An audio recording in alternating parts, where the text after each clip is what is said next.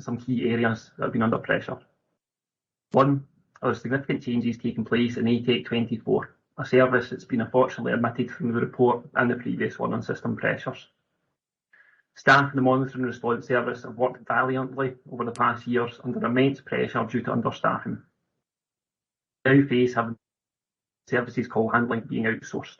This move breaks one of the council commitments and goes against the desires outlined in the proposed EIJB workforce strategy. It's worth noting the vital role that this service plays helping service users return home and preventing hospital admissions.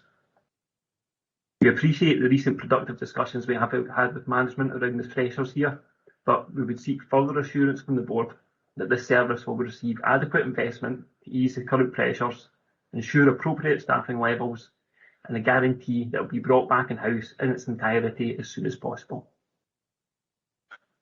Referring to one of the points that Graham Smith made in his deputation, I wonder if you could, about the monitoring response team in the call centre, and I understand that he was talking about the service being temporarily outsourced. I wonder if you could give us some details on what that is and answer he specifically did ask when that would be brought back in-house. I'm very nervous about the idea of something being outsourced, given that the problems that we are aware of when privately run parts of our service fail, and the work that is then required that we have to pick up. Okay, thanks, Melanie. So, second question, which was around ATEC24. And we've been working with the unions regarding this.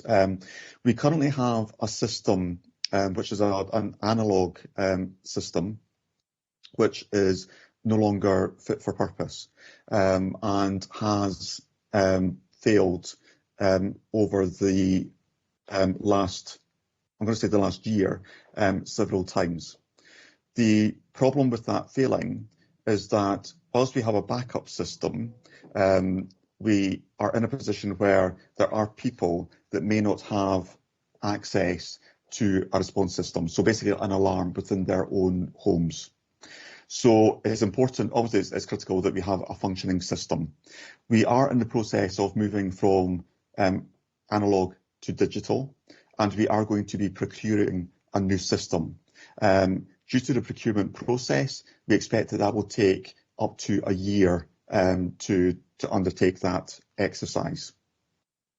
So in the meantime, what we are doing is, rather than continuing with a system that is not fit for purpose, that is high risk, that is also creating a lot of stress for staff as well when it fails, and puts service users at risk, what we are doing on the short term is that we are looking to another provider to support us with that system on an interim basis until we are able to procure our new digital system. So we're in the process of doing that.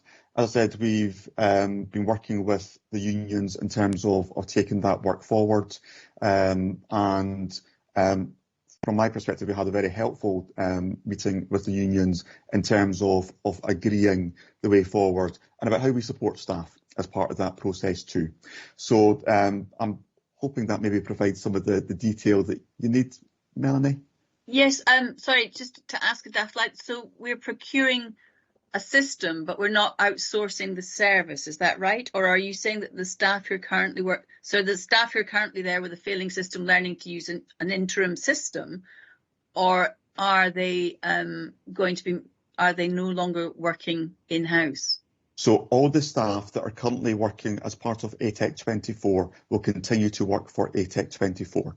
So there are no staff going to be moved either to paid or moving over to any new organisation on the short term or longer term.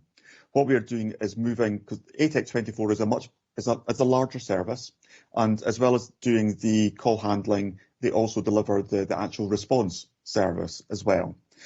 So what we're doing is that we're removing one aspect of the duties that some staff undertake in terms of that call handling.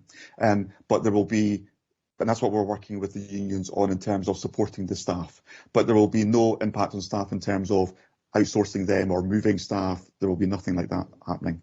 I don't know if that's clear. That makes absolute very clear indeed. And as a new system is procured, presumably all of that will be brought back together in one place. Yes, and absolutely. And what we're doing is actually by identifying another provider to support us, actually what that will do is actually provide us with the time and capacity to ensure that staff are fully engaged in the new system and fully trained in using the new system.